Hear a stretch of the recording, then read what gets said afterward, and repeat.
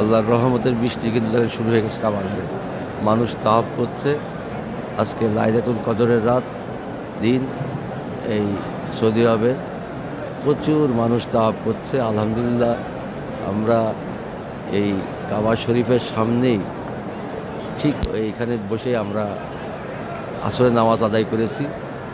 এখনও বসে আছি, দোয়া কালাম সারা রাত ইবাদত বন্দেগী করবো আশা করেছি এবং এখনও করছি ঠিক এই কাবা ঘরের সামনে বসে। আর দেখুন কীভাবে ফোটায় ফোটায় আল্লাহ আকাশ থেকে বৃষ্টি নামাচ্ছে, রহমতের বৃষ্টি। এরকম একটা দিনে এরকমভাবে থাকতে পেরে খুব ভালো লাগছে। আর সারাদিন সারা দোয়া করব, এখানে অবস্থান করার ইচ্ছা আছে। আল্লাহ সে তৌফিক দান করুন।